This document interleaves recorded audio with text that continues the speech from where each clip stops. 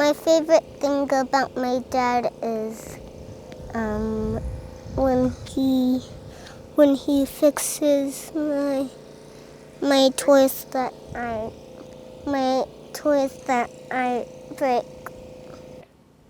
My favorite thing about my dad is he is always there at stock shows and my games, and he supports me, and I like snuggling with him, and that's all. My favorite thing about my dad is that he works hard on everything he does, and he's just kind to everyone he's around.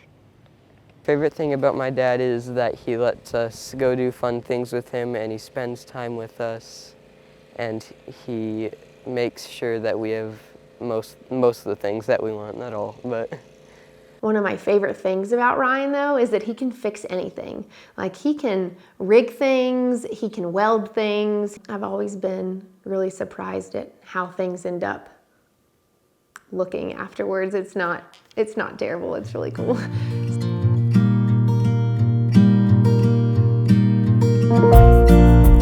Well, when I started, I always was my dad and I farmed separate, and I traded his equipment for my labor in my early years.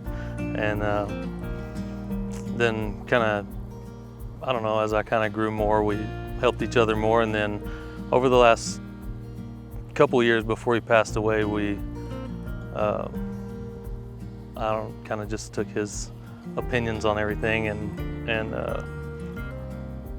tried to do best with what I could pull out of him. But last year was a big prove myself year.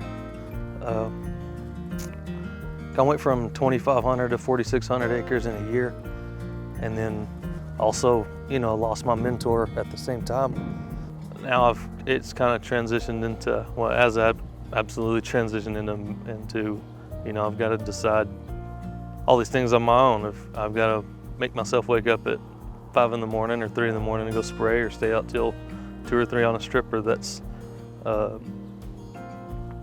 it's no one else's call but mine now. I'm the one everybody calls when they have problems now. He'll ask, what do we have tomorrow? And if I'm like, well, Brody's got practice and Braxton's got baseball in Lubbock, and we decide who's going where, and some days we have to split up. He'll wake up at 3 in the morning and he'll go spray. He'll do whatever it takes to get his job done on the farm, but also be there for his kids. On a year like this, I try to just spend time with them and kind of soak in their youth, and in a sense, while they still have it. My favorite part is probably planting, just because there's always possibilities and hope for maybe your best year on a year when you don't expect it. This is the first year I've farmed that I haven't had a cotton crop. It's hard to drive around and see farms look like it's March in the middle of August.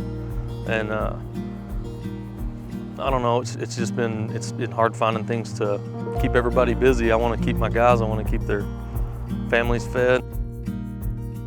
I really just never met anybody that's so passionate about what they do. He enjoys farming. Like this year being just a really dry year, he's very bored, and he just really feels like he's supposed to be doing something, even though he knows that there's just not a lot happening.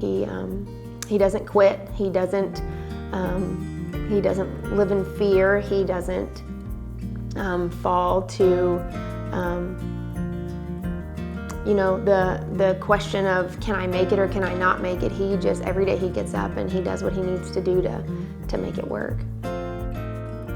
Just being blessed enough to come out and work with dirt of all things, and take some dirt and seed and turn it into a crop, and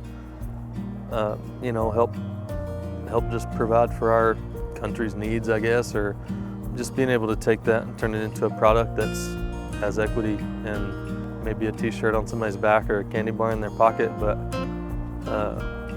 just being able to kind of take nothing and trust that God's going to turn it into something, and at the end of the day, hopefully get to harvest a crop.